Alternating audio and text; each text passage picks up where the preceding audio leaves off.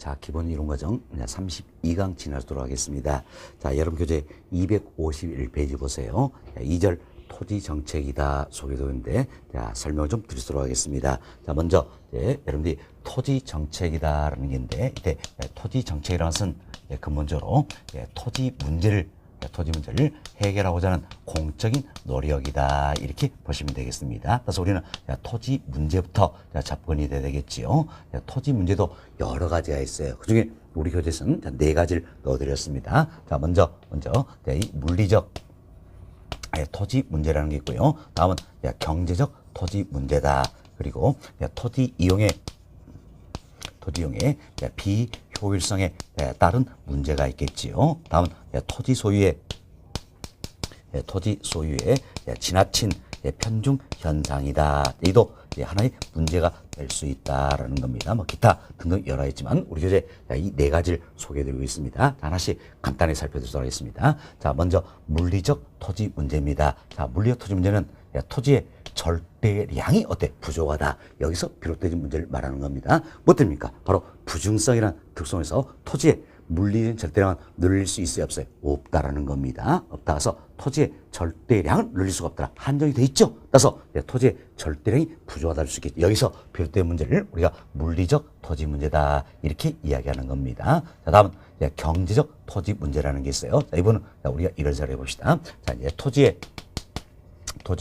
수요가 증가합니다. 그럼 토지의 수요가 증가하면 당연히 집가는 상승한다 할 수 있겠지요. 이때 투기 수요까지 가세된다면 더 큰 폭으로 집가는 상승할 것이다라는 겁니다. 지금 집가가 더 큰 폭으로 이렇게 상승한다는 이야기예요. 자, 이처럼 합리적인 수준보다 훨씬 더 높게 형성되는 집가의 상태를 가리켜서 우리가 집가고 이렇게 표현하는 겁니다. 집가고다라고 표현해요. 집가는 땅값이지요. 고자는 높을 고자예요. 그래서 땅값이 합리적인 수준보다도 훨씬 더 높게 형성되어 있는 이와 같은 집가의 상태를 뭐랍니까? 집가고다, 이렇게 표현합니다. 고자가 높을 고자죠. 그래서 집가가 땅값이 높다라는 이야기예요. 높다. 이처럼 집가고 이 자체는 경제적 토지 문제로 인식되는 대표적인 예가 된다, 이렇게 보시면 되겠습니다. 그래서 집가고 이로 인해서 여러 가지 폐단들이 나타날 수 있어요, 없어요? 있다, 이렇게 생각하시면 되겠어요. 이게 이제 경제적 토지 문제로 인식되는 대표적인 예가 된다는 겁니다. 다음, 토지 이용의 비효율성에 따른 문제를 들어볼 수 있는데, 사실 우리들이 공한지를 배웠습니다. 공한지. 이 공한지를 배웠는데, 공한지는 도시토지죠. 도시토지에서 오로지 집가 상승만 기대하고 장기간 방치한 토지를 말한다라는 겁니다. 그래서 공한지는 이용 의사가 있어요, 없어요? 없죠. 오로지 땅값 오르기만 기다리고 있다는 이야기예요. 그렇지 않아도 도시토지가 부족한 아우성인데, 시험 공한지가 많을수록 토지용은 효율적입니까? 비효율적입니까? 비효율적이다. 여기 따른 여러 가지 문제들이 있더라라는 겁니다. 자, 다음 네 번째로 토지 소유의 지나친 편중 현상도 하나의 문제가 될 수 있겠는데, 이제 토지 공개념 연구위원회가 있었어요. 과거에 토지 공개념 연구위원회, 여기서 조사한 자료가 있었죠. 그 자료에 의한다면, 연구 보고서에 의한다면, 우리의 경우 상위 25% 계층이 상위 소득 25% 계층이 전국 민유지의 91%를 가지고 있다는 겁니다. 그럼 나머지 75% 계층이 어떻습니까? 전국 민유지의 9% 가지고 아웅다웅하고 있다라는 겁니다. 근데 굉장한 수치죠. 그래서 여러분들은 아마 여기에 해당되니까 문제를 못 느끼시 몰라도 저 같은 경우는 여기에 해당이 된다라는 겁니다. 자, 그럼 우리가 이 내용을 본다면 토지 소유가 지나치게 편중이 돼 있다 알 수 있겠죠? 이 자체도 하나의 사회적 문제가 될 수 있다 생각하시면 돼요. 그래서 여러분들이 이 수치 중요한 건 하나도 없습니다. 신경 쓰지 마시고, 이처럼 토지 소유가 지나치게 편중되어 있다, 이 자체도 하나의 문제가 될 수 있다, 이렇게 보시면 되겠어요. 자, 이처럼 토지 문제가 여러 있지만 우리는 네 가지를 이야기했습니다. 물리적 토지 문제, 경제적 토지 문제, 토지용의 비효율성에 따른 문제, 토지 소유의 지나친 편중 현상에 따른 문제 등을 들어볼 수 있더라. 그럼 이것은 토지 문제를 해결하고자 하는 공적인 노력이 바로 뭐가 되는 겁니까? 토지 정책이 된다. 이렇게 생각하시면 되겠어요. 그럼 자, 지금 토지 정책에도 목표가 있다라는 이야기예요. 그럼 정책의 목표는 뭡니까? 바로 토지 문제를 해결하는 것이다. 할 수 있겠죠. 그래서 토지 정책의 목표도 우리가 여러 가지를 이야기할 수 있지만 딱 두 가지로 우리가 정리를 해볼 수가 있다는 겁니다. 먼저 토지 이용은 어떻게 하자? 효율적으로 하자라는 이야기예요. 그래서 토지 이용의 효율성을 높여보자라는 겁니다. 다음 두 번째 토지 소유에 있어서는 형평성이 기해보자라는 겁니다. 토지 소유의 형평성을 높여보자라는 겁니다. 이 두 가지로 우리가 축약을 해볼 수가 있다. 사실 토지 정책 목표도 여러 가지 있겠죠. 그렇지만 우리 크게 두 가지로 축약을 할 수가 있더라. 어떻게? 토지 이용은 어떻게 하자? 효율적으로 하자는 이야기예요. 그리고 토지 소유에 있어서는 형평성을 높여보자라는 겁니다. 그래서 토지 이용의 도정의 효율성을 높여보자. 토지 소유의 형평성을 높여보자. 이렇게 두 가지로 축약을 해볼 수가 있다 생각하시고, 자, 교재 통해서 또 반복습 하시도록 하겠습니다. 자, 여러분 교재 보겠습니다. 자, 251페이지에요. 자, 1번 챕터 토지 문제다 소개되고 있는데, 자, 이분은 별표는 없습니다. 그렇지만 우리가 간단히 정리할 부분이죠. 자, 양호리 1번 봅시다. 물리적 토지 문제다 설명드렸죠. 첫 번째로 토지의 절대적인 양이 부족하다. 여기서 비롯된 문제를 말한다라는 겁니다. 토지는 부중성의 특성이 있죠. 이래서 물리적인 절대량을 늘릴 수 있어요, 없어요? 없다라는 이야기예요. 그래서 토지는 부족할 수밖에 없겠죠. 참 토지의 절대량이 부족하다. 여기서 비롯된 문제를 우리가 물리적 토지 문제를 한다. 자, 이런 정도는 정리하시면 되겠습니다. 다음 페이지 봅시다. 다음 페이지 양호리 2번. 경제적 토지 문제다. 자, 우리 경제적 토지 문제의 대표인 예로서 뭘 들었습니까? 바로 직가고 현상이다. 이래서 여러 가지 폐단들이 나타난다 설명드렸죠. 이 내용들이 우리 교재에 소개가 되고 있다 생각하시고, 자, 지문 한번 살펴봅시다. 첫 번째로 보세요.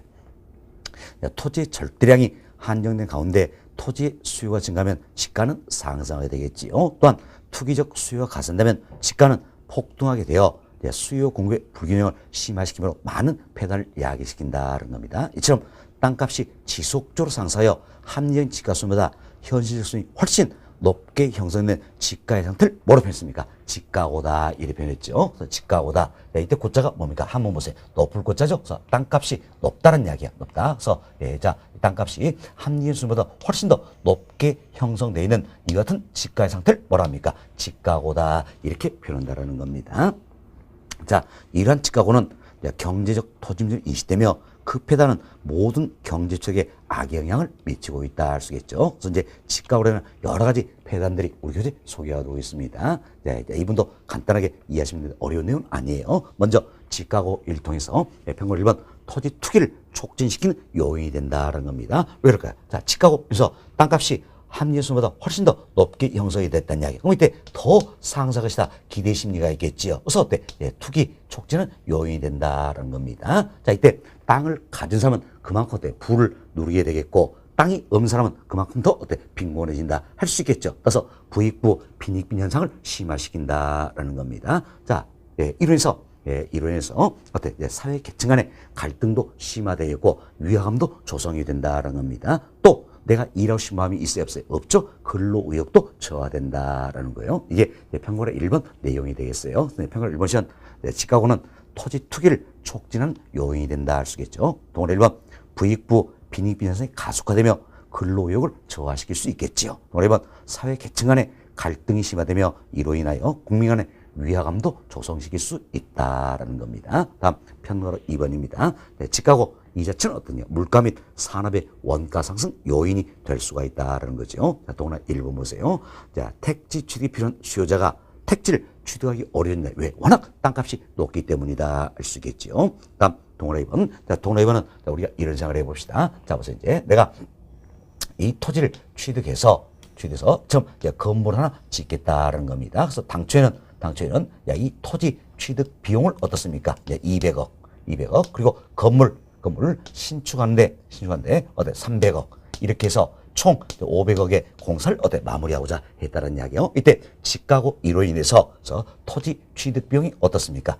더 많이 들었다는 이야기예요. 300억 이렇게 들었어요. 그럼 건물 신축한데 300억 하면 총 600억의 사업비가 소요되겠죠? 그렇지만 이때 건물 300억 투입하는 게 아니라는 이야기예요. 당초에서는 500억에 마무리를 하고자 한다라는 겁니다. 500억 마무리해서 땅값 취득하는데 300억 들었죠? 그럼 건물을 신축하는데 당초에 300억 있었지만 이걸 어떻습니까? 200억으로 줄여버리겠다. 그래서 총 당초 예상대로 500억으로 이 마무리를 하겠다라는 겁니다. 그럼 이로 인해서 자, 건물 신축 비용이 어떻습니까? 줄었잖아요. 좋죠? 자, 이로 인해서 이 건물의 질적순이 떨어질 수 있어요, 없어요? 있다라는 이야기. 그리고 당초에는 A급 자재 쓸 걸 잊었대. C급으로 다 바꿔치기 한다라는 겁니다. 저도요, 건설회사에서 제가 딱 만 10년 근무를 했었습니다. 그러면서 어느 누구보다 이분도 잘 알고 있다. 여러분들 절대 못 찾습니다, 이걸. 그렇지만 저 같은 경우에는 찾아낼 수 있다라는 이야기예요. 됐습니다. 여튼 이로 해서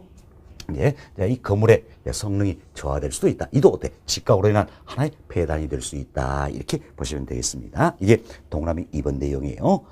자, 집가고 이로 인해서 택지 구입에 많은 비용이 소요되어 생산 비용이 증가하므로 건축의 질적 순위 저하될 수도 있다라는 겁니다. 자, 다음 또 동그라미 3번 내용입니다. 자, 동그라미 3번 이래 합시다. 기업들은 토지를 필요로 한다는 이야기야. 왜? 토지는 생산 요소의 하나가 되겠지요. 그래서 토지를 필요한데 집가고 이로 해서 토지를 취득하는데 비용이 많이 든다는 이야기예요. 이 자체가 원가 상승 요인이 되겠죠.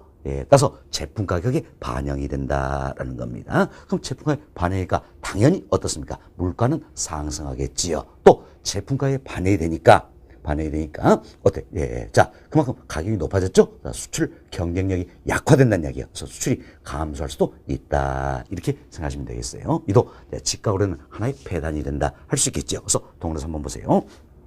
집가고 인해서 산업용지의 높은 가격은 생산품 가격에 전가된다. 결국 생산품 가격이 상승한다. 그 이야기지요. 그래서 물가는 상승하게 되고 국제 경쟁력이 약화되어 수출이 감소한다는 겁니다. 하나의 폐단이다 보시면 되겠습니다. 다음 평가로 3번 내용입니다. 자, 집가고 이로 인해서 공공유 취득을 위한 보상 가격이 높아지겠죠. 그래서 공공기관의 재정 부담이 커진다는 겁니다. 결국 공공용지를 확보하는 게 어려워진다. 이도 하나의 폐단이 될 수 있다는 겁니다. 다음 편고로 4번입니다. 집가고 이로 인해서 주택 가격의 상승률이 될 수 있겠지요. 그래서 내 집 마련에 어려움이 가중되고 이로 인하여 주택난은 더욱더 악화된다는 이야기예요. 그래서 주택의 양적 문제 해결에 악영향을 미칠 수가 있다. 이도 하나의 폐단이 될 수 있겠다라는 겁니다. 다음 편거로 5번 토지용에 악영향을 미치고 또 하나의 폐단이 되겠지요. 자, 동그라미 1번 내용입니다. 있는데 자, 생각해보세요. 자, 집가고 이로 해서 땅값이 워낙 높기 때문에 토지 이용은 자, 집약화될까요? 초방화될까요? 집약화된다. 땅값이 높을수록 토지를 집약해서 이용한다는 이야기예요. 그래서 집약적 토지 이용이 이루어진다는 이야기예요. 이처럼 집약적 토지 이용 이 자체가 근본적으로 나쁜 건 아닙니다. 그렇지만 집가고 이로 해서 지나친 집약적 토지용이 이루어진다 해서 건물이 고층화 입주해서 토지 과밀용의 원인이 될 수 있다는 이땐 하나의 폐단이 된다. 이렇게 보시면 되겠습니다. 그래서 여러분이 이분은 잘 이해하셔야 될 부분이에요. 사실 이거 하나만 조심하시면 될 부분인데 집가고 이래서 토지 이용은 집약화되는 겁니까? 조방화되는 겁니까? 집약화된다. 토지를 더욱더 집약해서 쓰게 된다. 그래서 이거 하나만 조심하시면 되겠습니다. 그래서 동그라미 1번 지나친 집약적 토지용으로 건물의 고층화 입찰을 초래하여 토지 과밀용의 원인이 된다. 이도 하나의 폐단이 될 수 있다는 겁니다. 다음 동그라미 2번입니다. 동그라미 2번은 도시 스프롤 현상이라는 게 있어요. 도시 스프롤 현상이다라는 건데 이때 스프롤 이 용어를 생각하시면 되는데 스프롤은 별 볼 일 없다 이런 뜻이에요. 그래서 스프롤 이 표현은 어디서 났을 것인가? 여러분들이 이 생각을 해보세요. 나뭇잎이 있어. 나뭇잎인데 벌레들이 나뭇잎을 갉아먹는다는 이야기예요. 그럼 별 볼 일 있어요? 없어요? 없죠? 볼품 없다는 이야기예요. 이게 바로 스프롤이다라는 겁니다. 그럼 보세요. 도시 스프롤이다. 그럼 결국 뭡니까? 도시가 별 볼 일 없다. 볼품 없다. 이런 뜻이에요. 그럼 자, 우리가 이제 이런 생각 합시다. 이 도시가 성장하면 외연적으로 확대해야 된다는 이야기예요. 확대인데 워낙 땅값이 비싸기 때문에 외연적으로 확대되면서 땅값이 싼 것만 골라서 골라서 개발해 나간다. 그럼 중간에 이처럼 공지를 띄우고 예, 자, 네, 예, 땅값이 싼 것만 골라서 개발해 나간다는 겁니다. 그럼 이 모습을 본다면 별 볼 일 있어요, 없어요? 없죠? 볼품없다는 이야기예요. 이 같은 게 바로 뭡니까? 도시 스프롤 현상이다라는 겁니다. 참, 예, 집가고 이론에서 도시 스프롤 현상을 초래할 수 있어요, 없어요? 있다라는 겁니다. 있다. 그래서 동그라미 이번엔 도시 스프롤 현상을 이야기하는 등 무질서한 토지용 비효율적인 토지용을 촉진시킨다. 그래서 토지용이 악영향을 미치는 것도 하나의 배당이 된다 할 수 있겠죠. 다음 3번 내용입니다. 3번은 직주 분리라는 게 있어요. 직주 분리 이걸 이해하시면 되겠는데, 근본적으로 직주 분리라는 것은 자 보세요. 직주 분리다. 그런데 이건 이래서 하세요. 예, 자 직장과 주거지가 분리되는 현상이다라는 겁니다. 그래서 직주 분리는 이처럼 직장과 주거지가 분리된 현상이다. 그래서 도심에 직장을 두는 근로자가 주거지를 어때? 외곽에 두려는 현상이다. 그래서 직장과 주거지가 어때? 분리되는 게 직주 분리예요. 그래서 저희들이 이제 우리 3장 시장론에서 배웠던 게 있습니다. 주거 분리라는 게 있어요. 주거 분리. 이것과 혼동하시면 안 되는 겁니다. 자, 주거 분리는 뭘 이야기합니까? 주거지가 분리되는 현상이다. 어떻게? 소득 계층 간이었죠. 그래서 고소득 계층과 저소득 계층이다. 이처럼 소득 계층 간에 주거지가 분리되는 이 현상을 어떻게 우리가 주거 분리다 이렇게 표현했던 겁니다. 자, 이거 혼동하시면 안 되는 거예요. 그래서 주거 분리라는 것은 소득 계층 간에 주거지가 분리된 현상을 말하는 것이고, 직주 분리라는 것은 직장과 주거지가 분리된 현상을 말한다는 이야기 그럼 잡으세요. 토심에 직장을 두는 근로자가 토심에 내 집 마련하면 좋겠죠. 그렇지만 워낙 땅값이 비싸다 보니까 집가고 땅값이 비싸다 보니까 토심에 내림만이 어렵다는 이야기에서 주거지를 때 외곽에 두려는 현상이다. 이게 바로 직주분리다. 이렇게 보시면 되겠어요. 결국 집가고 이로 인해서 직주분리 현상 초래할 수 있어요, 없어요? 있지요. 있죠. 사실 뭐 직주분리도 근본적으로 나쁜 건 아니에요. 그렇지만 집가고 인해서 과도한 직주분리 현상이 초래된다면 이럴 때 사회적으로 문제가 될 수 있다라는 겁니다. 그래서 동그라미 한번 보세요.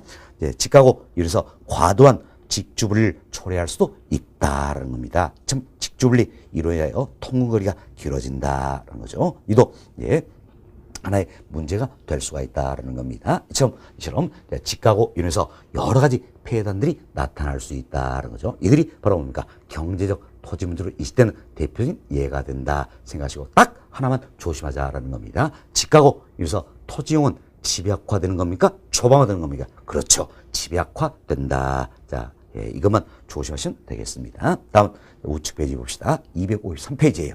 양호 3번. 토지 이용의 비효율성다는 문제다. 세 번째죠. 토지용의 비효율성다는 문제다. 우리 설명 다 드렸습니다. 자, 첫 번째 보세요.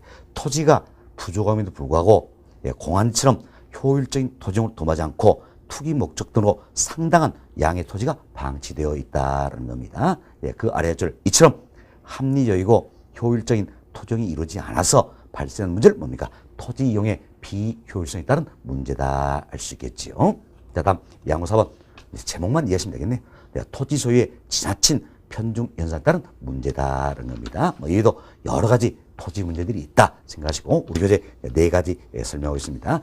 물리적 토지 문제, 경제적 토지 문제, 토지용의 비효율성에 따른 문제, 토지 소유의 지나친 편중 현상에 따른 문제 등이 있다는 겁니다. 이것은 토지 문제를 해결하기 위한 공적인 노력이 바로 뭡니까? 토지 정책이다 생각하시고 여러분 교재 254페이지 보세요. 자, 254페이지는 하단의 2번 챕터 토지 정책의 우위다 나와 있죠. 이 부분은 굉장히 중요한 부분이에요. 별표 9개 해놓으시기 바라겠습니다. 별표 9개 해놓으시고 양으로 1번 토지 정책의 목표입니다. 이미 설명을 드렸습니다. 첫 번째 보세요. 토지 정책이란 토지 문제를 해결하고자 하는 공적인 노력이다. 자, 이러한 토지 정책을 통하여 토지 이용의 효율성과 토지 소유의 형평성 등을 추구하고자 한다. 그래서 우리가 토지 정책의 목표도 여러 가지를 설정할 수 있겠지만 크게 2가지로 축약을 했습니다. 토지 이용은 어떻게 하자? 효율적으로 하자라는 이야기예요. 그리고 토지 소유에 있어서는 형평성을 기해보자. 그래서 토지 이용의 효율성을 높여보자.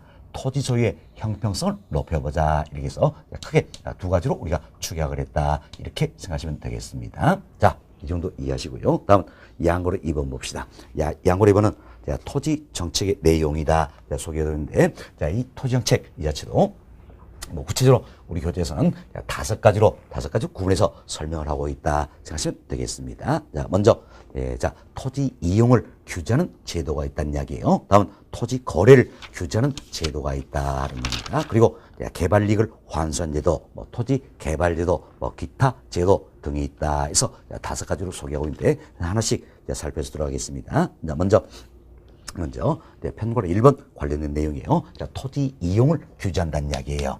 이처럼 토지의 이용을 규제한다는 겁니다. 이건 말 그대로 보세요. 자, 토지의 이용을 규제한다 할 수 있겠죠. 뭐 때문입니까? 바로 자, 우리 지난 시간에도 이야기 드리지만 사실 지난 시간에 저희들이 외부 효과 아주 상세히 설명을 드렸어요. 판서 통해서 한번 설명드렸지요. 그리고 교재 통해서 또 한번 반복했고 교재 요점 정리 표가 있었죠. 1통에서 또 한 번 반복했습니다. 그만큼 잘 이해하실 부분이었기 때문에 제가 반복을 많이 시켰어요. 자, 우리의 살기는 뭐밖에 없어? 반복밖에 없다 생각하시면서 수업 듣는 만큼이라도 이해하시려고 노력하시면서 자꾸 반복이 돼야 된다는 겁니다. 그래서 우리 지난 시간에 이런 이야기 드렸어요. 자, 주거적 근처에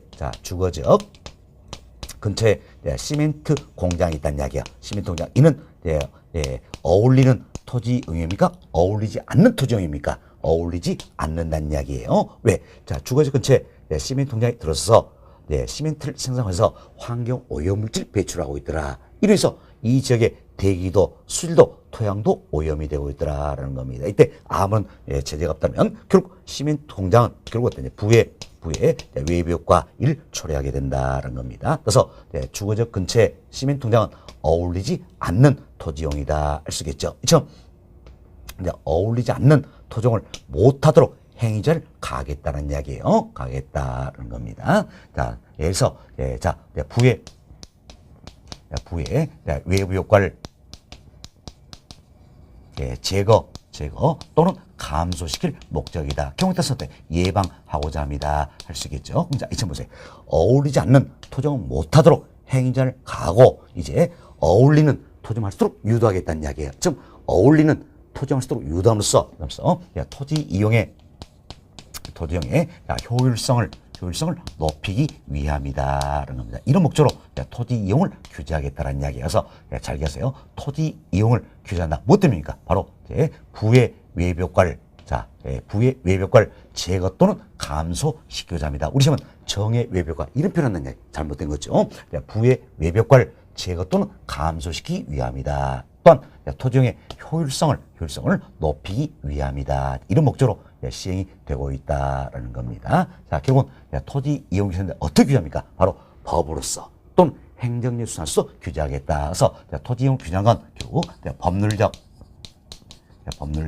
행정적인 수단이 되겠다 생각하시고, 이처럼 토지 이용 규제하는 정책 수단도 여러 가지 있습니다. 그 중에 가장 대표적인 게 바로 뭡니까? 지역 지구제다라는 우리 지난 시간에도 이야기 드렸죠. 지역 지구제는 토지 이용 규제하는 가장 대표적인 정책 수단 중에 하나가 된다는 겁니다. 그래서 여러분들이 공법 시간에 용도지역, 용도지구 이런 걸 배우셨을 거예요. 그래서 용도지역, 용도지구 이런 걸 지정하겠다는 이야기예요. 지정해서 어울리지 않는 토지를 못하도록 행위자를 가함으로써 부의 외부 효과를 제거 또는 감소시키고자 합니다. 또한 어울리는 토지를 할 수 있도록 유도함으로써 토지용의 효율성을 높이기 위함이다라는 겁니다. 뭐 이외에도 뭐 건축 규제라든지 각종 인허가 제도들이 있다라는 겁니다. 일통해서 그래서 토지용을 규제하겠다. 그럼 우리가 이내로 보니까 토지용은 어떻게 합니까? 바로 법으로서 또 행정적인 수단으로서 규제한다 할 수 있겠죠. 생각하시고 앞으로부터 세부적으로 배우지만 지역 지구제다. 자, 이는 관련된 법적 근거가 뭡니까? 바로 국토의 계획 및 이유는 법률이다 할 수 있겠죠. 아마 공법 시간에 잘 배우실 겁니다. 그래서 지역 지구제다. 이는 관련된 법적 근거가 바로 국토의 계획 및 이유는 법률이다. 그래서 약칭 우리가 국토계획법이다 이렇게 표현하는 거지요. 국토에 더 줄여서 국계법 이렇게 표현하는데 국토계획법 여기에 법적 근거를 두고 있다 이렇게 보시면 되겠습니다. 그래서 토지 이용을 규제하겠다. 가장 대표적인 법 규정 하나가 바로 뭡니까? 국토계획법이다. 국토의 계획 및 이혼은 법률이다. 이렇게 생각하시면 되겠습니다. 자, 그래서 토지 이용 규제다. 조금 더 설명을 드렸습니다. 자, 여러분 교재해 보세요. 자, 255페이지 상단에 편과로 1번 내용입니다. 자, 토지 이용 규제 제도는 국토의 계획 및 이혼의 법률 등을 근거로 하고 있다. 가장 대표적인 법규가 뭡니까? 바로 국토의 계획 및 이혼의 법률이다.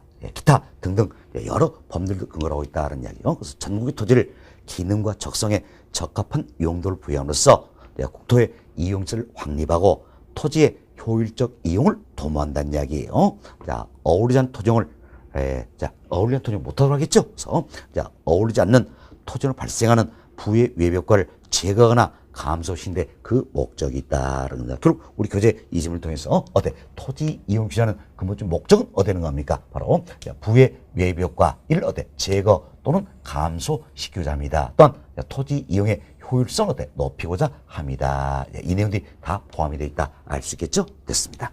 자, 이 정도 이해하시고 다음은 편과로 2번 봅시다. 편과로 2번은 토지 거래 규제 제도다라는 겁니다. 그래서 첫 번째를 토지 거래 규제, 이건 뭘로 뭡니까? 바로 토지의 소유나 거래를 규제하는 제도다 알 수 있겠죠. 여기도 여러 가지가 있어요. 그 할 줄 중간에 보세요. 토지거래 허가제도다, 부동산 거래 신고제도다, 농지취득 자격 증명제도다 등이 해당이 된다 할 수 있겠죠. 그래서 보충학습에 제가 토지거래 허가제도다 이걸 넣어드렸습니다. 그런데 동그라미 1번만 한번 살펴봅시다.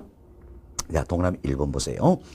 국토교통부 장관 또는 시도지사는 국토 이용 및 관리하는 계획의 원활한 수익과 집행, 합리적인 토지 이용 등을 위하여 토지의 투기적 거래가 성행하거나 지가가 급격히 상승한 지역과 그러한 우려가 있는 지역을 대상으로 해서 5년 이내의 기간을 정하여 토지 거래 기관은 허가구역으로 지정할 수가 있다는 이야기예요. 지정할 수가 이래서 소유나 거래를 규제하겠다 그 이야기입니다. 이렇게 보시면 돼요. 자, 그러면 토지거래 허가 구역으로 지정하는데 어느 지역을 지정하는 겁니까? 두 번째 그 부분 나와 있죠? 토지의 투기적 거래가 성행하거나 지가가 급격히 상승 지역과 그러한 우려가 있는 지역을 대상으로 해서 지정한다. 이런 정도 잘 이해하시면 되겠습니다. 여튼 토지거래 허가제도다. 이는 토지 거래를 규제하는 하나의 제도가 된다. 이렇게 생각하시고 보시기 바라겠습니다. 자, 다음 페이지 봅시다. 다음 페이지는 평월 3번. 평월 3번. 개발익 환수이다 소개되고 있는데, 이번 조금 더 설명을 좀 드리도록 하겠습니다. 자, 여기 보세요. 여기는 한국 토지주택공사가 있다는 이야기예요. 한국 토지주택공사가 이 땅을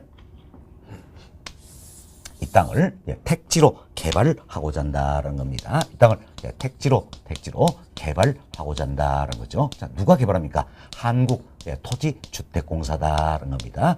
공사는 공기업이죠. 공적 주체가 되겠죠. 처럼 공적 주체에서 개발이 이루어진 경우를 뭐라 합니까? 우리가 공영 개발이다 이렇게 이야기하는 겁니다. 그래서 공영 개발에서는 공적 주체에 의해서 개발이 이루어진 경우를 말한다 이렇게 생각하시면 되겠습니다. 자, 그럼 이 같은 경우에는 공적체가 택지를 개발한 거죠. 그래서 구체적으로 택지의 공영 개발이다 표현을 쓰겠죠. 그럼 이때 공사가 처음 택지로 개발해서 이 땅을 택지로 개발해서 대량으로 저렴하게 공급시켜 볼 수 있어요, 없어요? 있다란 이야기예요. 있다. 그래서 공적체가 개발해서 대량으로 저렴하게 공급시켜 볼 수 있다. 그럼 결국 공급자 역할이 되는 거지요. 그래서 공영 개발이다. 이 자체는 공적체가 토지장에서 공급자 역할을 수행할 수 있겠죠. 그래서 이는 뭡니까? 직접적 개입 방법이다. 이렇게 표현할 수 있겠네요. 사실 저희들이 정부가 부동산 시장에 개입하는 방법이다. 여기도 크게 직접 개입 방법, 간접 개입 방법 두 가지로 분류할 수 있다 그랬죠. 또 학자에 따라서는 더욱더 구체적으로 토지 이용을 규제하는 방법 여기까지 포함해서 세 가지로 분류하기도 한다는 겁니다. 이때 직접 개입은 뭡니까? 바로 공적체가 부동산 시장, 토지시장에서 수요자 공적을 직접 수행하면서 정책 목적을 달성한 것을 말한다. 우리 설명드렸죠. 그럼 이 사례도 어떻습니까? 택지로 개발해서 개발 택지를 대량으로 저렴하게 공급시킬 수 있다. 그럼 일단 공급자 역할이 되잖아요. 그래서 직접 개입이다 할 수 있습니다. 다음 이처럼 공적체가 개발하고자 한다는 이야기. 자, 공사가 이 땅을 택지로 개발하고자 한다는 건 먼저 먼저 이 땅을 어때? 취득해야 되겠죠. 원 토지 소유부터 땅을 어때? 예, 자, 사들였는 이야기예요. 이때 어떤 방법을 취할 것인가 하는 건데, 사실, 예, 이제 공적체는 공익을 추가해서 좀 개발하는 거예요. 그러나 여기 조그만 땅 가지고 있어서 R밖에 하고 있다는 이야기예요. 그럼 이는 어때? 공익을 줘야 할 수 있겠죠. 그래서 과감히 이때 수용하겠다는 이야기예요. 그래서 공적체가 개발함에 있어서 토지 취득하는 가장 대표적인 방법이 바로 뭡니까? 수용 방식이다. 또는 매수 방식이다. 이렇게 표현할 수 있겠습니다. 근데 수용 방식이다 이 자체도 결국은 어때? 공적 주체가 원 토지 소유로부터 땅을 사들인 거잖아요. 땅을 사들인 거니까 이때는 어때? 부동산 시장에서 또는 토지 시장에서 수요자 역할 수행한다 할 수 있겠죠. 그래서 수요자 역할 수행하니까 이도 어떻습니까? 직접 개입 방법이 되겠다. 이렇게 생각하시면 되겠습니다. 자, 이제 공사가 여기는 어떤 땅을 자 수용한다는 이야기예요. 사들인다. 사들여서 이 땅을 택지로 개발한다는 겁니다. 그럼 이 인근의 지가는 어떻습니까? 상승할 수 있다는 겁니다. 그렇지만 저 멀리 떨어져 있는 이 땅의 지가에는 어떻습니까? 변화가 없을 수도 있다는 이야기예요. 그럼 잡으세요. 공적체 개발로 인해서 누구는 혜택을 보고 누구는 혜택을 보지 못한다면 토지 소유의 형평성이 맞아야 안 맞는 이야기예요. 참 토지 소유의 형평성에 문제가 발생한다 할 수 있겠지요. 그렇죠?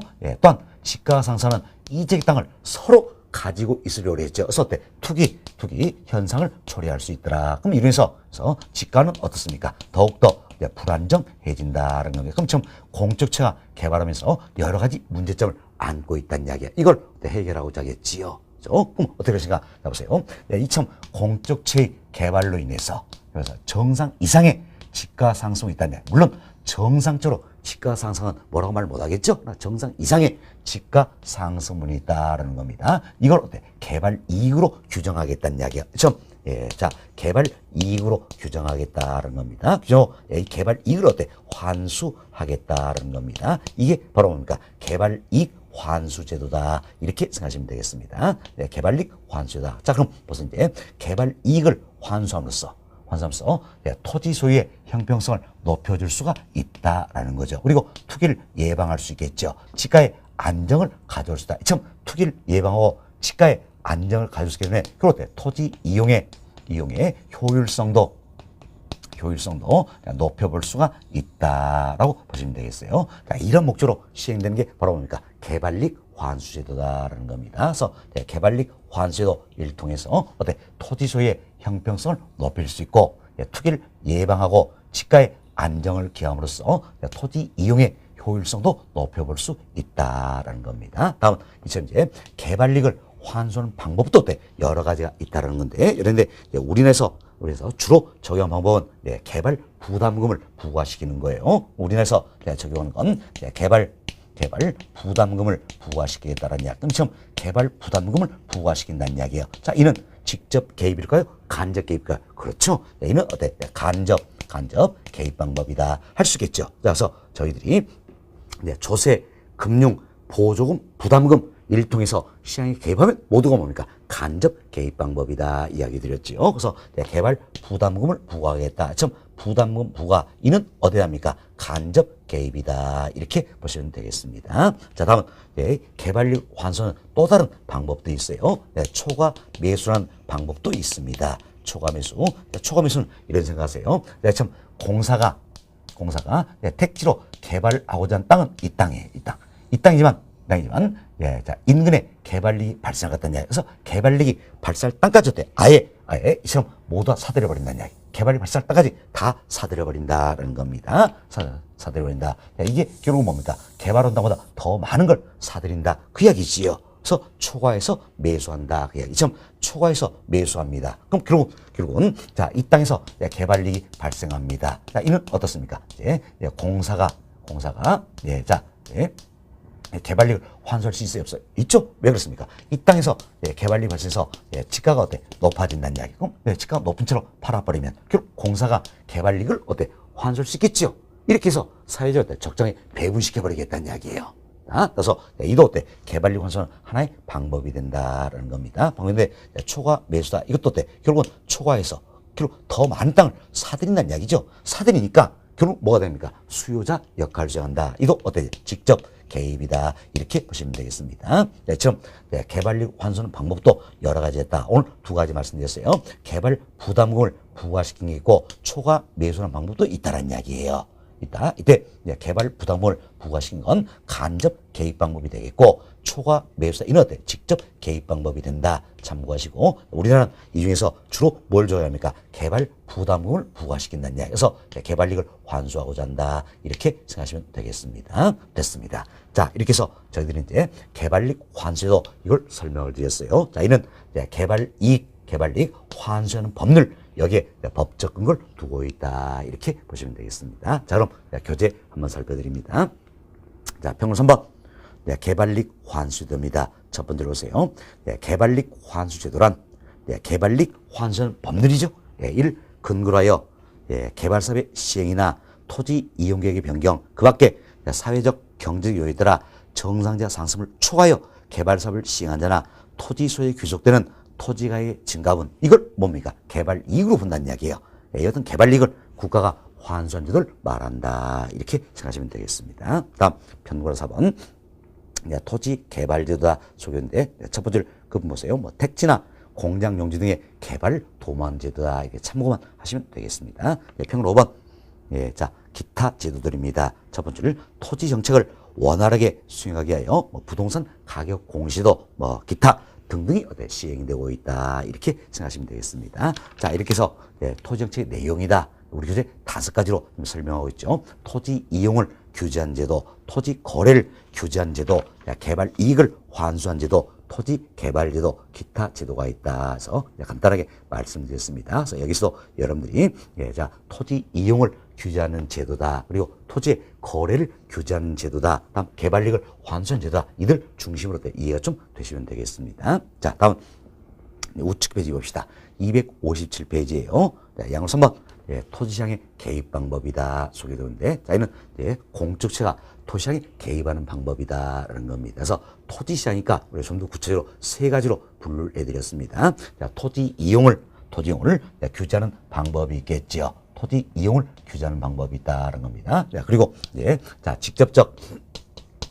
직접적인 개입 방법이 있겠죠. 다음은 간접적인 개입 방법이다. 이렇게 해서 3가지로 분류해드렸어요. 분류했는데 토지 이용을 규제하는 방법에 이미 설명 다 드렸습니다. 자, 토지 이용을 규제한다. 뭐 때문입니까? 바로 부의 외부 효과를 제거 또는 감소하기 위함이다. 기본 뜻은 예방하고자 합니다. 할 수 있겠죠. 또한 토지 이용의 효율성을 높이기 위함이다라는 겁니다. 어떻게? 법률적, 행정적 수단으로서 규제를 하겠다라는 겁니다. 대표님, 정치성이 뭡니까? 지역 지구제라든지 건축 규제 각종 인허가를 들 수 있다라는 겁니다. 다음 직접 개입입니다. 자, 직접 개입은 방금 말씀드린 것처럼 자, 공적체가 토지시장에서 수요자나 공급자 역할을 직접 수행하겠다 해서 정책 목적을 달성하는 게 직접 개입 방법이다. 이렇게 보시면 되겠어요. 그래서 우리가 직접 개입 방법 대표적으로 몇 가지 이미 이야기 드렸습니다.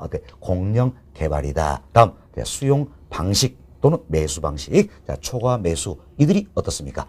직접 개입 방법의 대표인 사례가 된다. 이렇게 보시면 되겠어요. 다음 간접 개입 방법입니다. 자, 간접 개입 방법이라는 것은 시장의 권력을 그대로 유지한다 했어요. 유지한 채로 조세나 금융 일통해서 금융 일통해서 경제적 동기를 조성하겠다. 또한 시장의 기능을 보조하는 게 바로 간접적 개입 방법이다. 그래서 조세, 금융, 그리고 보조금을 지급해 주겠다. 다음은 부담금을 부과시키겠다. 이들이 모두가 뭡니까? 간접적 개입이다. 이렇게 생각하시면 되겠습니다. 그래서 취득세, 종합부동산세 일통해서 개입할 수 있다. 이건 조세니까 당연히 간접 개입 방법이 되겠지요. 다음은 각종 금융 지원이다. 이도 어때? 간접적 개입 방법이 되겠죠. 다음 보조금을 지급을 해주겠다는 이야기예요. 보조금을 지급해 주겠다. 이도 간접 개입이고, 다음은 개발 부담금을 부과하시겠다. 이처럼 부담금을 부과하는 것도 어때? 간접 개입이다 생각하시고 잘 기억하셔야 됩니다. 조세, 금융, 보조금, 부담금이다. 이들은 다 어디 합니까? 간접 개입이다. 지난 시험도 틀린 문자로 출제가 되었죠. 이들은 간접 개입 방법이다. 이렇게 생각하시면 되겠습니다. 됐습니다. 자, 여기까지 설명드리고 교재 또 한번 살펴드립니다. 자, 먼저 편거를 읽어봅시다. 토지 이용을 규제하는 방법이다. 우리서 설명드린 내용이에요. 또 1번 토지 이용을 사회적으로 바람직한 방향으로 유도하기 위해 토지 이용 행위를 제한하는 방법이다. 토지 이용 이 자체를 제한 규제하기다. 그 얘기죠. 그래서 법률적, 행정적 규제에 수한 성격을 지닌다. 어떻게 규제합니까? 법률적으로, 행정적으로 규제하겠다. 그 얘기지요. 또 2번 토지 이용에 따른 부의 외벽과를 제거나 감소시키고 토지 이용의 효율성을 제고시킨데 목적이 돼. 제고는 뭡니까? 높인다니 높인다. 그래서 우리가 설명한 것처럼 부의 외벽과를 제거 또는 감소시키기 위함이다. 토지용의 효율성을 제고 높이기 위함이다. 이렇게 보시면 되겠습니다. 또 3번 자, 지역 지구제도, 건축 규제제도, 각종 인허가 제도 등이 해당이 된다는 겁니다. 편곡 2번 동아리 읽어봅시다. 공적체가 토지장에 개입하여 토지에 대한 수요자 또는 공급자 역할을 직접 수행하는 게, 자, 이처럼 수요자나 공급자 역할을 직접 수행하는 게 바로 뭡니까? 직접 개입 방법이다. 이렇게 보시면 되겠습니다. 동아리 2번 공영 개발 사업이다. 우리 설명했죠?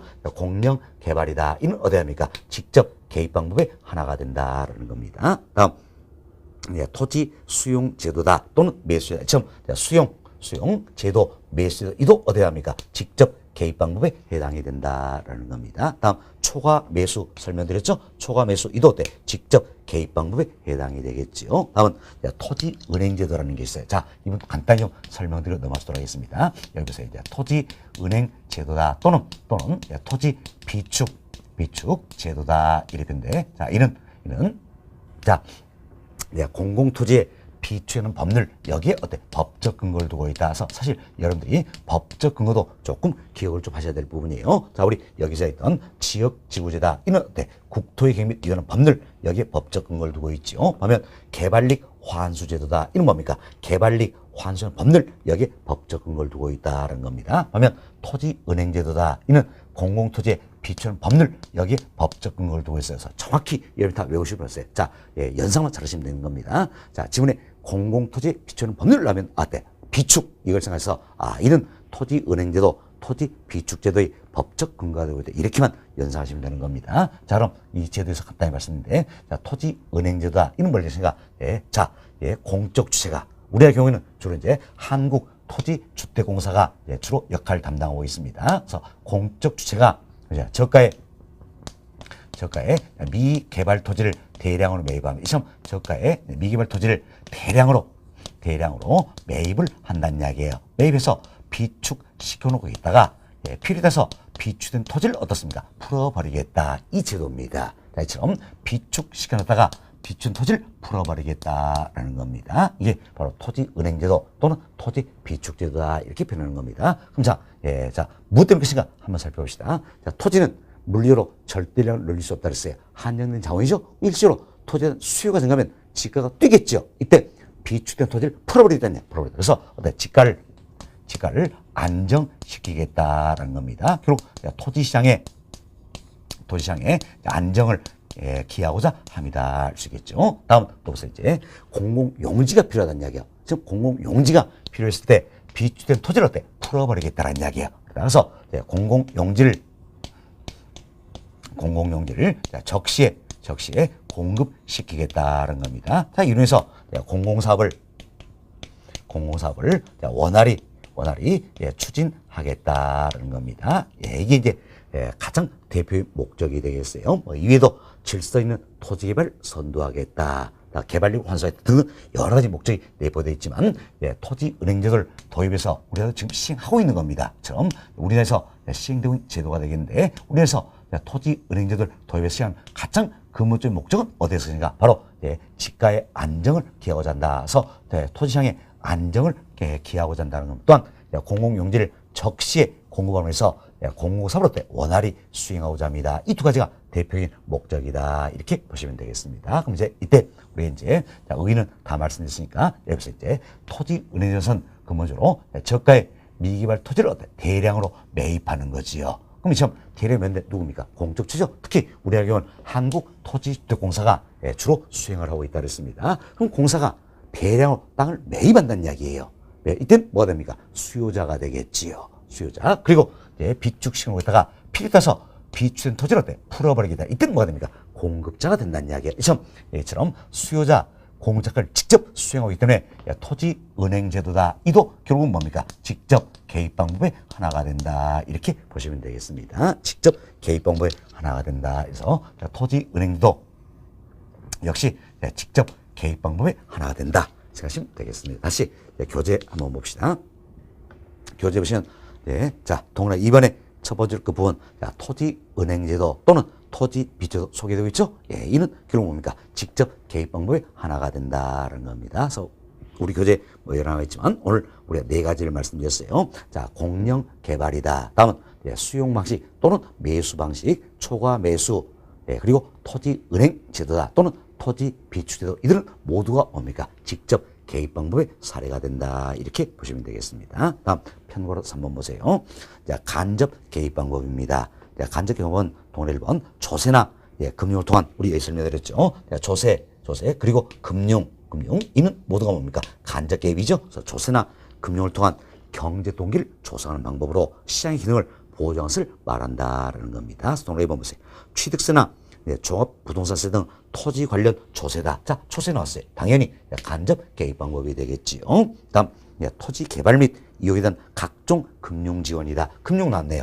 간접적 개입 방법이다. 할 수 있겠죠. 다음 보조금 지급이나 부담금 부담이 해당한다. 자, 이처럼 보조금을 지급해 주겠다. 부담금을 부과시켰다. 모두가 어때? 간접 개입이다. 그래서 여러분들이 간접 개입에서는 특히 이 네 가지를 잘 기하셔야 됩니다. 조세, 금융, 보조금, 부담금, 이들은 어때? 간접 개입에 해당이 된다. 이렇게 보시면 되겠어서 대표적으로 우리 여기서 개발 부담금을 부과시킨다는 이야기야. 이는 어때? 간접 개입의 하나의 사례가 된다. 할 수 있겠죠. 다음 동그라미 한번 보세요. 자, 토지거래 필요한 양질의 자료 및 정보 체계를 구축시켜 주겠다. 토지 정보의 창출 및 제공이다. 토지 관련 정부 부산의 유기적인 협조체의 구축이다. 자, 이들도 어떻습니까? 사실은 토지 이용 필요한 방법 아니죠? 직접 개입도 아니라니 어디 합니까? 간접 개입에 해당한다. 이렇게 생각하시면 되겠습니다. 그래서 이 중에서도 첫 번째 그 보시면 토지 정보의 창출 및 제공이 나와 있는데 뭐 대표적인 제도가 뭡니까? 부동산 가격 공시제도예요. 자, 부동산 가격 공시 제도다라는 게 있습니다. 자, 이는 어떤지 부동산의 가격을 어때 공시 알려주는 제도다. 그럼 여튼 부동산 가격 공시도 크게 세 가지인데 그 중에 하나가 뭡니까? 바로 지가 공시 제도다라는 겁니다. 지가 공시제도다. 그래서 지가 땅값을 때 알려주는 제도다. 여기도 두 가지가 있어요. 사실 부동산 가격 공시는 크게 세 가지로 나눕니다. 자, 땅값 알려주겠다. 지가 공시도, 집값 알려주겠다. 주택가격 공시도, 다음은 비주거용 부동산 가격 알려주겠다. 그래서 비주거용 부동산 가격 공시도 세 가지로 구분되면 우리는 토지시장이니까 토지만 한번 이야기해 봅시다. 그럼 땅값 알려준 게 뭡니까? 지가 공시도다라는 겁니다. 여기도 다시 두 가지가 있다는 이야기예요. 그래서 여러분이 많이 들어보셨을 거예요. 자, 표준지 공시지가다라는 겁니다. 표준지 공시지가. 자, 그리고 개별 공시지가다. 그래서 여러분들이 표준지가, 개별지가 이런 약칭으로 많이 들어보셨을 겁니다. 그럼 여튼 표준지 공시가 이런 걸 어때? 알려주겠다는 이야기예요. 알려주겠다라는 겁니다. 자, 표준지 공시가 이런 걸 결정해서 알려주겠다라는 이야기예요. 이를 통해서 시장에 개입할 수 있어요, 없어요? 있다라는 이야기예요. 있다. 이 자체가 결국 뭡니까? 자, 편지 공시가를 알려주겠다라는 거. 이 자체가 토지 정보를 창출했을 때 제공한다. 할 수 있겠죠. 이들이 다 어디 합니까? 간접 개입에 해당한다. 이렇게 생각하시면 되겠습니다. 됐습니다. 자, 이렇게 해서 저희들은 자, 토지시장에 개입하는 방법이다. 그래서 세 가지로 구분해서 말씀을 드렸습니다. 토지 이용을 규제한 제도, 직접 개입 방법, 간접 개입 방법이 있다 생각하시고 대표인 예를 통해서 이 셋 중 어디에 하는지 반드시 구별이 되셔야 될 내용들이에요. 우리 시험 굉장히 출제가 많이 되는 겁니다. 그래서 우리 여기서 했지만 지역 지구 제도다. 다음은 건축 규제, 각종 인허가다. 이들은 어디 합니까? 토지 이용을 규제하는 정책 수단 중에 하나가 된다라는 겁니다. 그리고 이제 자, 공영 개발, 토지 수용 또는 매수 방식이다. 다음 초과 매수, 토지 은행제도, 이들은 어디 합니까? 직접 개입이 되겠지요. 그리고 조세, 금융, 보조금, 부담금, 이들은 어디 합니까? 간접 개입이 된다. 이렇게 잘 구분을 좀 해놓으시기 바라겠습니다. 자, 이렇게 해서 자, 2번 챕터 예, 토지정책의 의의다. 이분은 다 정리해드렸고요. 다음은 이제 자 257페이지 아담 시간 3번 챕터 예, 토지정책수단이다 소개되고 있죠. 예, 사실 우리가 지금까지 여러 가지 이야기를 해왔어요. 자 여기 보세요. 이제 여기서 지역지구제다 이야기 드렸죠. 다음 여기서 공영개발이다. 다음은 개발릭 환수제도다. 다음은 토지은행제도다. 이들이 결국 뭡니까? 다 토지정책의 수단들이 되는 거예요. 여기에 대해서 좀 더 구체적으로 살펴보자라는 겁니다. 이게 우리 교재 세 번째 챕터 토지정책 수단 여기에 나와 있는 내용이에요. 그래서 이분도 별표 9개 해두시기 바라겠습니다. 별표 9개 두시고 하나씩 살펴보도록 하겠습니다. 먼저 258페이지를 보세요. 자, 258페이지는 양으로 1번 자, 용도지역 지구제도 나와 있죠? 네, 결국 이분을 우리가 줄여서 어때? 지역지구제다 이렇게 지금 표현하고 있는 겁니다. 지역지구제다 이렇게 표현하고 있다 생각하시면 되겠습니다. 그래서 용도지역, 용도지구 이런 걸 지정해서 어때? 행위자를 가하겠다는 겁니다. 그래서 토지이용 규제는 대표인 정책수단이 있죠. 뭐 때문입니까? 바로 부의 외벽과를 제거 또는 감소시키고자 합니다. 토지이용의 효율성을 높이기 위함이다 할 수 있겠지요. 자, 이 내용 토대로 해서 이제 여러분 교재 봅시다. 편과 1번 의입니다. 자, 첫 번째 보세요. 자, 지역지구제도는 자 용도지역지구제다. 이걸 줄여서 우리가 지역지구제다 표현하겠죠. 그래서 지역지구제는 토지 이용계획에서 토지의 기능을 계획에 부합된 방향으로 유도해 마련한 법적, 행정적 장치다. 할 수 있겠죠? 왜? 지역지구제 처음 토지 이용기사는 정치는 어떻게 법률적으로, 행정적으로 규제한다는 이야기에서 법적, 행정적 장치다 표현할 수 있겠지요. 자, 그 다음 점 봅시다. 자, 지역지구제도는 사적 시장이 외벽과에 대한 효율적인 해결책을 제시하지 못할 때 흔히 정부에 채택되는 토지 이용규제의 한 방법이다라는 거예요. 자, 이건 우리가 앞서도 이런 이야기 했죠. 어떤 이제, 자, 부의 외벽과가 나타난다는 이야기야. 이걸 시장에서 해결할 수 있으면 너무너무 좋겠죠. 그럼 해결이 안 되니까 어때? 정부가 개입을 하게 된다라는 겁니다. 그래서 이제 부의 외벽과를 제거 또는 감소시키기 위해서 토지용을 규제한다. 대표적인 정책 중 하나가 뭡니까? 지역지구제다라는 겁니다. 결국 지역지구제는 이처럼 사적 시장이 외벽과에 대한 효율적인 해결책을 제시하지 못한다는 이야기예요. 이때 정부에 채택되는 토지 이용 규제의 한 방법이 된다. 이렇게 생각하시면 되겠습니다. 동일 1번. 지역지구제도는 자 국토의 및 이런 법률 약칭으로 우리가 국토계획법이다 하겠지요. 좀 국토의 계획 및 이런 법률 여기에 법적 근거를 두고 있다라는 겁니다. 그래서 국토의 및 이런 법률에 근거하여 시행되고 있는 정책 수단이다. 결국 토지이용 규제는 하나의 수단이 되겠지요. 동일 2번. 자, 용도 지역과 용도 지구별로 건축물이나 그 밖의 시설의 용도, 종류, 규모 등을 어때? 제한하고 있다는 겁니다. 결국 용도 지역, 용도 지구 이런 걸 지정해서 자, 건축물의 용도, 종류, 규모 이를 어때? 제한하고 있죠? 이렇게 이해하시면 되겠어요. 다음 동화 3번입니다. 자, 이미 이분들도 우리 교재 1편 2장 부동산 분류다. 이때 제가 설명을 좀 세부적으로 드렸던 내용들이 되겠습니다. 물론 공법 시간에도 더 자세히 배우셔야 되겠지요. 자, 흔히 우리가 이제 용도 지역이다 이렇게 표현돼. 자, 이 용도 지역은 자, 국토의 힘 이런 법률 여기에 온다면 크게 네 가지가 있습니다. 뭐가 있습니까? 도시 지역, 그리고 관리 지역, 다음은 농림 지역, 다음은 어때? 자연환경 보전 지역이다. 참 크게 네 가지로 구분된다라는 겁니다. 이때 도시 지역과 관리 지역 더욱더 구분해서 지정하고 있지요. 반면 농림 지역, 자연환경 보전 지역 이런 어때? 구분된 내용은 없다라는 겁니다. 그래서 도시 지역과 관리 지역은 구분해서 지정하고 있다. 이때 도시 지역은 어떻게 구분합니까? 이제 주거 지역, 상업지역, 그리고 공업지역, 녹지지역 이렇게 구분해서 지정하고 다시 더욱더 세분해서 지정하고 있다. 이런 내용을 말씀을 드렸어요. 그래서 여기서는 여러분들이 자, 이 부분만 한 번 더 살펴봅시다. 자, 용도지역은 크게 네 가지가 있다. 뭐가 있습니까? 도시지역, 관리지역, 농림지역, 자연환경 보전지역. 첫 글자서 우리가 도관, 농자 이렇게 외우는 차례입니다. 다음 도시지역은 다시 구분해서 지정하는데 어떻게? 자, 주거지역, 상업지역, 공업지역, 녹지지역에서 첫 글자서 주상공록 이렇게 기억을 해보자 그랬지요. 그래서 동그라미 3번 보세요. 국토의 및 이어는 법령상 용도지역에는 뭐가 있습니까? 도시지역, 관리지역, 농림지역, 자연환경 보전지역이 있다 생각하시고 동그라미 4번 국토의 및 이어는 법령상 용도지역 중 도시지역입니다. 도시적인 뭡니까? 주거지역, 상업지역, 공업적, 녹지역이 있다라는 겁니다. 다음 동네 5번 내용이에요.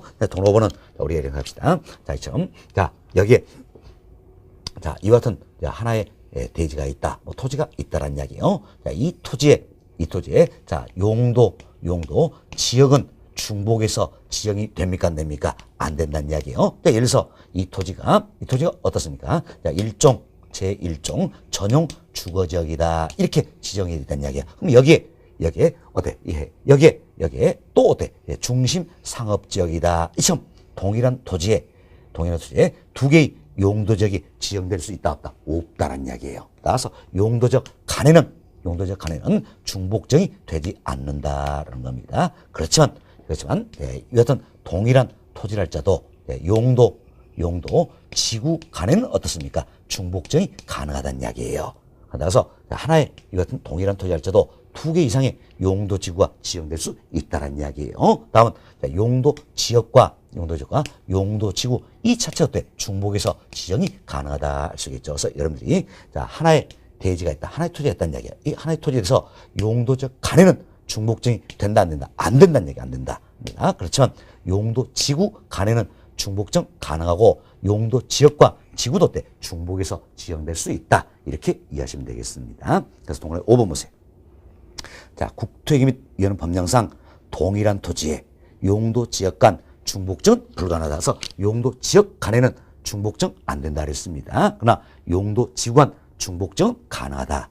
또한 동일한 토지에 용도 지역과 용도 지구를 어때? 중복해서 지정할 수 있다. 이렇게 생각하시면 되겠습니다. 다음 편고로 2번 봅시다.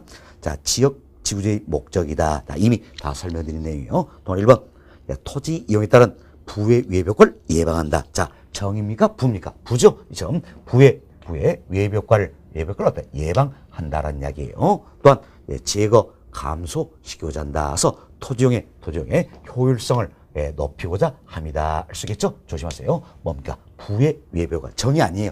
부의 외벽화다. 그래서 토지 이용에 따른 부의 외벽화를 예방하고 제거나 감소시킴으로써 토지용의 효율성을 증대시키기 위함이다라는 겁니다. 다음 동그라미 2번 어울리지 않는 토지용을 규제한다는 이야기예요. 참, 우리 또 다시 한번 또 말씀을 드립니다. 여기 보세요. 이제 주거지역 근처에 시멘트 공장은 어울립니까? 어울리지 않습니까? 어울리지 않는다는 이야기예요. 좀 어울리지 않는 토지를 못하도록 행위를 가하겠다는 겁니다. 그래서 부의 외벽을 제거나 감소시킬 수 있겠죠. 그래서 사회의 자원 배분을 보다 효율적으로 하기 위함이다라는 건데 이건 우리가 이런 생각합시다. 자, 주거적 근처에 시멘트 공장이 들어서 환경 오염물질 배출하고 있어요. 이때 아무런 규제 또는 그럴 때 부의 외벽화가 나타날 수 있겠지요. 그래서 사적시장의 생산을 맡기면 시멘트는 어떻습니까?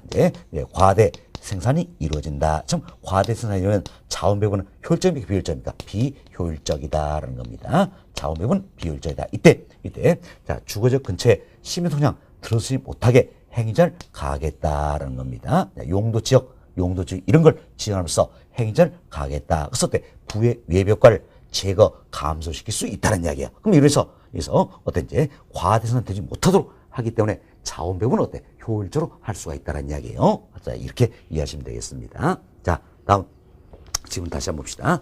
자, 어울리지 않는 토지용을 규제함으로써 부의 외벽화를 제거하거나 감소시킨다. 그래서 사회의 자원 배분을 어때? 효율적으로 하기 위함이다. 이런 목적으로 지역 지구를 시행한다 할 수 있겠죠? 어때? 이 지문 이해할 수 있겠죠? 보세요. 부의 외벽이 나타나면 자원 배분은 효율적입니까? 비효율적입니까? 비효율적이다. 그럼 부의 외벽을 제거 또는 감소시켜야 된다면 자원 배분은 보다 효율적으로 할 수 있게 된다는 겁니다. 인류에서 어울리지 않는 토종 못하도록 행위를 가하겠다는 겁니다. 어떤 방법? 용도 지역, 용도 지구 이런 걸 지정함으로써 그래서 지역 지구제를 통해서 부의 외벽을 제거 감소시킬 수가 있더라. 사회 자원 배분을 보다 효율적으로 하기 위함이다 할 수 있겠죠. 다음 동그라미 3번 보세요. 토지 이용에서 사회적 우선 손실을 완화하기 위함이다라는 이야기요. 자 보세요. 자 이처럼 비효율적인 토지 이용이 일어나면 사회적으로 어때? 후생 손실이 발생하겠죠. 그렇지만 비효율적인 이용을 효율적인 토지 이용을 할 수 있도록 만든다는 이야기. 왜? 지역 지구제 이런 걸 시행해서 부의 외벽을 제거 감소시킨다면 이제는 어떻습니까? 효율적인 토지 이용이 이루어지죠. 그래서 사회적으로 후생 손실을 어때? 완화시켜 볼 수 있다. 이런 목적으로 또 지역주의를 시행한다. 이렇게 보시면 되겠습니다. 그게 이제 동그란 3번이죠. 예, 자, 토지 이용에서 사회적 후생 손실을 완화하기 위함이다. 이도 상당히 좀 까다로운 질문이에요. 자, 보세요. 부에 위반하면 토지용은 비효율적이다. 그래서 사회적으로 후생 손실을 초래한다는 이야기예요. 그렇지만 부의 외부가를 제거 감소시킨다면 어떤지 자 효율적인 토지용이 되기 때문에 후생 손실을 완화시켜 볼 수 있다. 이로해서 지역주의를 시행하겠다. 이렇게 보시면 되겠습니다. 그래서 지역주의 목적이다. 이분은 동그라미 1, 2, 3번 이런 정도만 이해하시면 되겠습니다. 자 여기까지 말씀드리고요. 자, 다음 여러분교재 260페이지를 보세요. 자 260페이지 상단에 박스가 나와 있죠. 이 박스는 자, 국토회계 및 이런 법률 관련해서 몇 가지 용어를 정리한 내용이에요. 이때 먼저 용어 두 가지만 이번 관서 정리 한번 해보도록 하겠습니다. 자 동그라미 6번 봅시다. 자 260페이지 박스 상단에 동그라미 6번 보세요. 6번 보시면 자 지구 단위 계획이다 소개되고 있죠. 그래서 공법 시간에 뭐 세부적으로 배우실 내용이 있지만 학교는 이 과목에서도 굉장히 출제가 많이 되고 있어서 이런 게 지구 단위 계획이다. 이렇게 용어만 정리를 좀 하시면 되겠습니다. 그래서 지금 봅시다. 자, 도시 군계획 수립 대상 지역의 일부에 대하여 일부 동그라미 치세요. 전부가 아니라는 이야기. 일부에 대하여 토지용을 합리화하고 그 기능을 증진시키며 미관을 개선하고 양호한 환경을 확보하며 그 지역을 체계적 계획적으로 관리할 수 있는 도시군 관리계획을 말한다. 이런 게 뭡니까? 지구 단위 계획이다라는 겁니다. 결국 토지용을 합리화하고 기능을 증진하며 미관을 개선하고 양호한 환경을 확보한다는 이야기예요. 그래서 그 지역을 체계적 계획적으로 관리하기 위해서 수립하는 게 바로 지구 단위 계획이다. 그래서 이런 게 지구 단위 계획이다. 이렇게만 생각하시고 하나 조심합시다. 자, 자 전부에 대한 겁니까? 일부에 대한 겁니까? 일부에 대하여 일부 여기 동그라면 적으시면 되겠습니다. 다음 동그라미 8번입니다. 용도 지역이다. 자, 이도 국토의 및 이런 법률 여기서 용어 정의를 하고 있는 거죠. 뭐 사실 우리가 이제 용도 지역 이런 걸 지정해서 행위자를 가하겠다는 이야기예요. 무엇 때문일까요? 바로 토지는 자 부증성의 특성이 있다라는 겁니다. 참 부증성의 특성이기 때문에 물리적으로 양을 늘릴 수가 없더라. 그럼 한정된 토지를 때 효율적으로 이용을 해야 되겠지요. 자, 효율적으로 이용을 한다. 또한 토지는 사회성, 공공성이 강조되는 재화다라는 겁니다. 그래서 공공복리에 우선적으로 이용이 돼야 된다는 겁니다. 참 한정된 토지를 효율적으로 이용하고 공공복리에 우선 적용하기 위해서는 어떻습니까? 법으로 행위자를 가할 필요가 있더라는 겁니다. 참 행위자를 가하기 위해서 용도 지역 이런 걸 지정하겠다 그 이야기예요. 그래서 동그라미 8번입니다. 8번. 자, 토지 이용 및 건축물의 용도, 건폐율, 용적률 높이 등을 제한함으로써 자 여기까지 결국 뭡니까?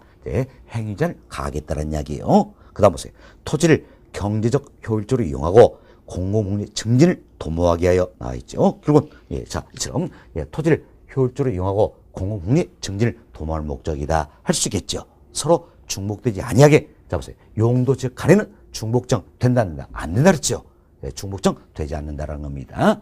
도시군 관리기로 결정한 지역을 뭐랍니까? 용도 지역이란다. 이렇게 보시면 되겠습니다. 한 번 더 살펴드립니다. 자, 토지의 이용 및 건축물의 용도, 건폐율, 용적 높이 등을 제한한다는 이야기예요. 자, 이로써 토지를 경제적 효율적으로 이용하고 공공복리 증진을 도모하게 하여 서로 중복되지 아니하게 도시군 관리기로 결정한 지역을 뭐랍니까? 용도 지역이란다는 겁니다. 결국 자 토지를 경제적 효율적으로 이용하고 공공복리 증진을 도모하기 위해서 용도 지역을 지정한다. 이렇게 생각하시고 자, 용도 지역 간에는 중복정이 된다 안 된다? 안 된다.